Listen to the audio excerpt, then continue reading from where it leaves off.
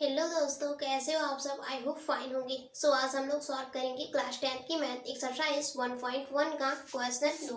तो यहाँ पर क्वेश्चन 2 क्या है, दर्शाइए कि कोई भी धनात्मक विषम पूर्णांक 6q+1 या 6q+3 या 6q+5 के रूप का होता है जहाँ q कोई पूर्णांक है। तो यहाँ पर हमें क्या करना है, यहाँ पर हमें दर्शाना है कि कोई भी धनात्मक विषम पूर्णांक जो है वो 6q+1 6q+3 और 6q+5 के रूप का होता है। तो पहले हम लोग जान लेते हैं कि विषम संख्याएं जो है वो क्या होती हैं। तो विषम संख्याएं क्या होती हैं, ऐसे नंबर्स जो 2 से डिवाइड ना हो उसे हम विषम नंबर बोलते हैं। तो यहाँ पर जो है हमें प्रूव करना है। तो अगर यहाँ पर जो है हम यूक्लिड्स विभाजन एल्गोरिथम का यूज करें तो हम इसे सॉल्व कर सकते हैं। तो यूक्लिड्स विभाजन एल्गोरिथम का जो फार्मूला होता है वो क्या होता है, A=B/Q+R। तो यहाँ पर जो है देखो, यहाँ पर क्या लिखा है 6q+1। तो अगर हम यहाँ पर जो है हम मान लें कि जो धनात्मक विषम पूर्णांक है वो a है, तो हम क्या कर सकते हैं, तो यहाँ पर हम लिख लेते हैं कि माना a एक धनात्मक विषम पूर्णांक है। तो यहाँ पर हम लिख लेते हैं, तो यहाँ पर हमने लिख लिया कि a जो है वो एक धनात्मक विषम पूर्णांक है। तो यहाँ पर जो है ये नंबर क्या हो गई है, हम यहाँ पर a मान लिया है। तो ये जो पूर्णांक है विषम पूर्णांक वो a मान लिया है। तो हम कैसे लिख सकते हैं हम कि यहाँ पर a जो है हमने मान लिया है। तो अब लिखेंगे 6q+1 और यहाँ पर क्या है 6q+3 6q+5। तो यहाँ पर देखो यूक्लिड्स विभाजन एल्गोरिथम का जो फार्मूला होता है वो ये होता है A=BQ+R। और यहाँ पर हमने मान लिया कि धनात्मक विषम पूर्णांक a है। तो फिर क्या हो जाएगा, यहाँ पर देखो b की जगह पर यहाँ पर क्या हो गया है, यहाँ पर 6 है। तो यहाँ पर हम ये भी लिख सकते हैं ना कि b जो है वो इक्वल है 6 के, क्योंकि यहाँ पर भी 6 है यहाँ पर भी 6 है और 6 जो है वो b की जगह है यानी कि भाजक की जगह पर है। तो हम ये भी लिख सकते हैं कि b जो है वो इक्वल होगा a से। तो अगर ये b जो है वो इक्वल होगा a से तो इसके जो है शेषफल क्या हो सकते हैं। देखो शेषफल यानी कि रिमाइंडर जो होता है वो क्या होता है, 0 से बड़ा होता है या 0 के बराबर होता है। बट यहाँ पर जो भाजक है भाजक से हमेशा छोटा होगा। तो यहाँ पर भाजक जो है हमें पता चल गया है कि भाजक जो है वो 6 है।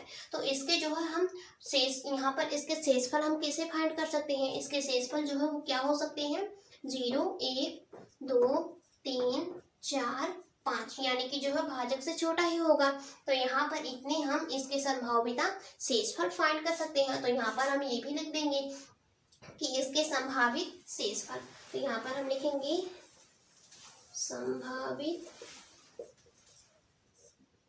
शेषफल। तो इसके संभावित शेषफल क्या है, यहाँ पर 0 1 2 3 4 5। तो यहाँ पर हमने शेषफल कैसे फाइंड किया, यहाँ पर जो हमें पता चल गया कि b जो है वो इक्वल है 6 के। तो इसके संभाविता जो शेषफल होंगे वो क्या होंगे, 0 1 2 3 4 5। तो अब क्या करेंगे, हम वैल्यूज पुट करेंगे यानी कि जो है यहाँ पर जो नंबर्स हैं उसमें हम शेषफल पहले 0 रखेंगे, फिर 1 फिर 2 फिर 3 फिर 4 फिर 5 रखेंगे। तो यहाँ पर हम पुट करते हैं। तो a जो है वो मान लिया है हमने धनात्मक विषम पूर्णांक, तो a जो है वो इक्वल होगा, यहाँ पर b की जगह पर क्या लिखेंगे 6q+0। एक बार हम पहले 0 ऐड करेंगे तो ये कितना हो जाएगा, फाइनली 6q ही हो जाएगा। और a=6q+1 और a=6q+2, a=6q+3 और a=6q+4, a=6q+5। तो यहाँ पर इसके रिमाइंडर 5 तक आ गए हैं। तो यहाँ पर अब क्या करेंगे, यहाँ पर हमें प्रूव करना है कि धनात्मक विषम पूर्णांक है। तो विषम पूर्णांक क्या होती है, जो 2 से डिवाइड ना हो। तो अगर यहाँ पर हम देखें कि यहाँ पर हम 2 कॉमन ले सकते हैं, यहाँ पर हम इसे ये भी लिख सकते हैं 2 3q, यहाँ पर हम ये भी लिख सकते हैं। तो आप पूछेंगे यहाँ पर हमने जो है 2 कॉमन क्यों लिया है, क्योंकि यहाँ पर देखो 2 जो है कोई भी नंबर अगर 2 से मल्टीप्लाई होगा तो जाहिर सी बात है वो डिवाइड हो जाएगा। तो अगर वो 2 से डिवाइड हो जाएगा तो वो विषम कहाँ रहेगा, वो सम हो जाएगा। तो यहाँ पर जो है हम कॉमन ले लिए हैं, 2 जो है वो कॉमन यहाँ पर ले लिए हैं। 2 से जब मल्टीप्लाई करेंगे 3 में तो 6 आ जाएगा।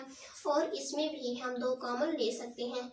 तो कितना हो जाएगा, 2 3 6 प्लस 2 करने 2। और यहाँ पर भी कॉमन ले सकते हैं, 2 3 6 प्लस 2 दूना 4 और यहाँ पर कॉमन नहीं ले सकते हैं।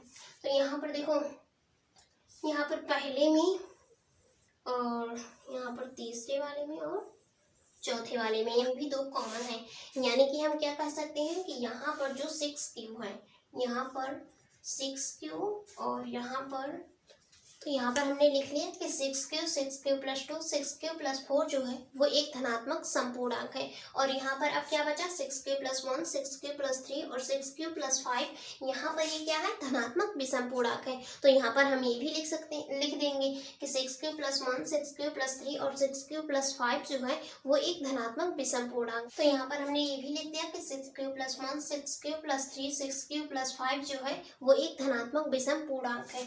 जहाँ यहाँ पर क्या दिया था कि जहाँ Q जो है वो कोई